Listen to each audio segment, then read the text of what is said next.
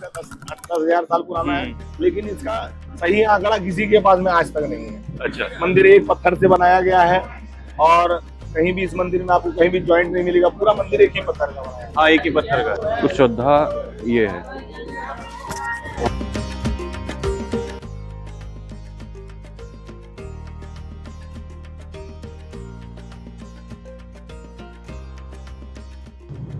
नमस्कार दोस्तों, तो हम आज जा रहे हैं देवघर। हम कल भी यहीं थे देवघर, लेकिन हम दोबारा से आज जाएंगे बैजनाथ धाम में दिन में दर्शन करने के लिए।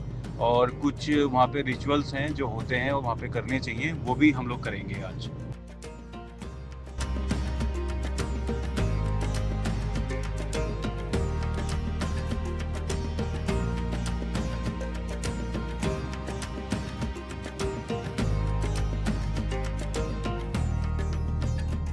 बैजनाथ धाम जो भारत के प्रमुख ज्योतिर्लिंगों में से एक है, ये देवघर में है और देवघर झारखंड में पड़ता है।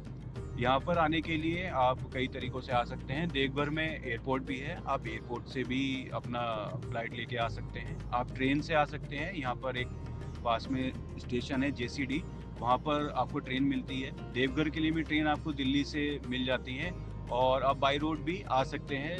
बहुत ही अच्छी सड़कें हैं, आराम से आप पहुँच सकते हैं।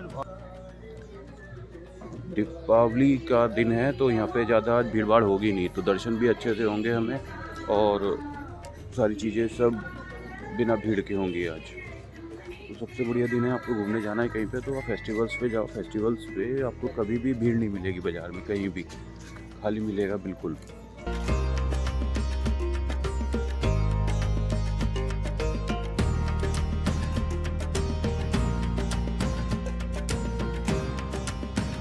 के बारे में बताते हैं कि भाई रावण जब आया था यहाँ पे अपना शिवलिंग लेके जा रहा था हिमालय से अपने लंका में जाने के लिए, तो उसने जो जल भरा था वो जल यहीं से शिवगंगा से भरा था शिवलिंग पे चढ़ाने के लिए। तो ये पौराणिक है, पुरानी है और पुराणों में भी शास्त्रों में भी इसका वर्णन है।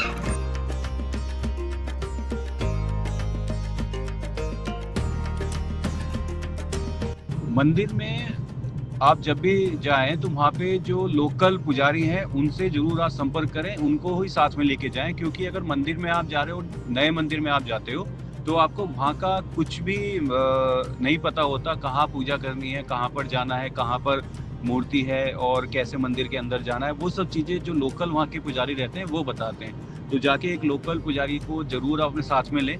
कुछ दक्षिणा लेते हैं, वो ज़्यादा ऐसी नहीं है कि बहुत ज़्यादा मांगते हो, आराम से मान जाते हैं और बड़े ही सुंदर तरीके से आपकी पूजा अर्चना वो लोग कराते हैं।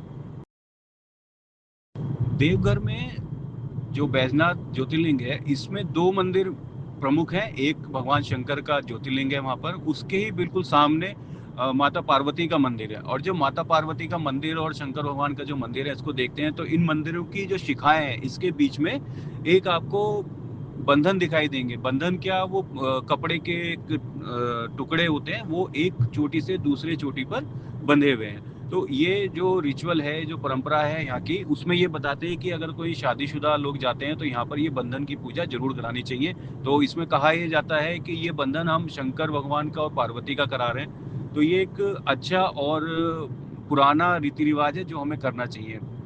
तो ये आपको वहीं पर ही सारी चीज़ें मिल जाती हैं मंदिर के पीछे की तरफ। इसमें ज़्यादा खर्चा नहीं आता है। आप 500 रुपये से लेकर 2000 रुपये तक इसमें आप लगा सकते हैं।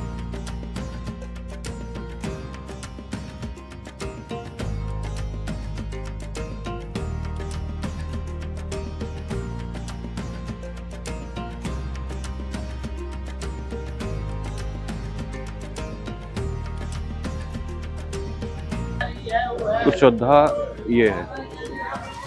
हम लोग आप लोग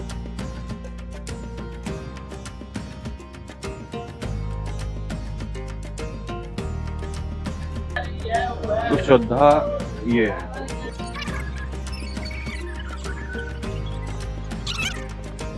ठीक है, बड़ी नमस्कार। हम लोग बिजनौर से आए थे यहाँ पर दर्शन करने के लिए, तो थोड़ा हमने दर्शन तो सारे कर लिए, लेकिन हमें इतिहास का नहीं पता मंदिर के कि क्या था, कितना पुराना है और किसने इसकी स्थापना करी। तो उसके बारे में थोड़ी जानकारी आपसे चाहिए। देखिए, कोई भी मंदिर, सबसे पहले तो दिवाली की आपको बहुत शुभकामनाएं, आपको भी साहब, और सभी देशवासियों को।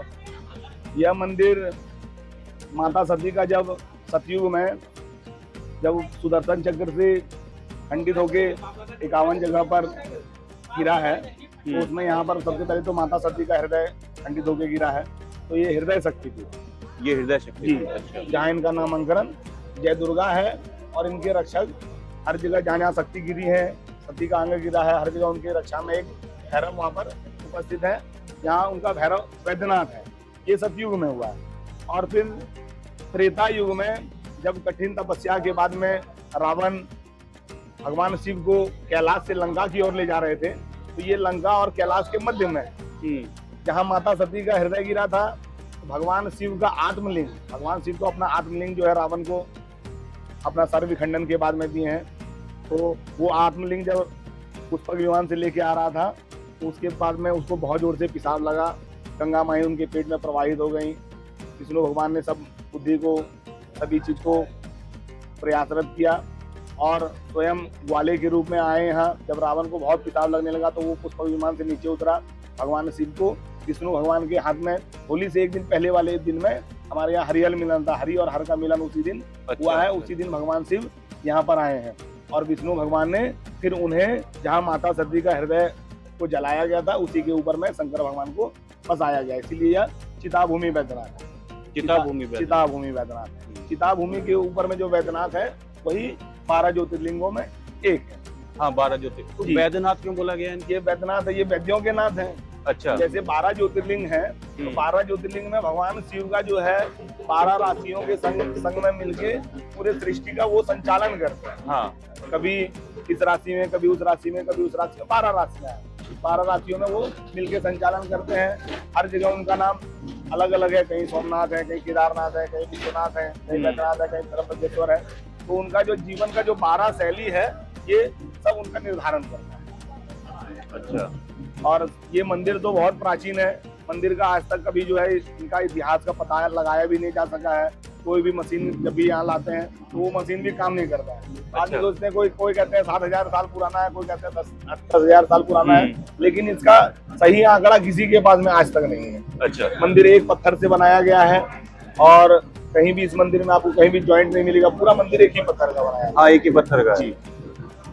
चलिए, बड़ा अच्छा आपने ज्ञान दिया हमको कि पता होना चाहिए, जहाँ आप जाओ उस मंदिर के बारे में जरूर पता करो। आप अगर किसी मंदिर का उसका अगर इतिहास नहीं जाने, उसके बारे में अगर नहीं जाने, तो फिर उस जगह पर जाना तो व्यर्थ, जाना व्यर्थ है। कुछ पता ही नहीं आपको, आप जाए आप केदारनाथ गए, आपको पता ही नहीं चला कि आखिर यहाँ क्या है। हाँ। तो वहाँ तो सिर्फ आपको पत्थर के रूप में भगवान है हर जगह, कोई समझ नहीं आती ना, उसकी कहानी बिल्कुल पता होना चाहिए।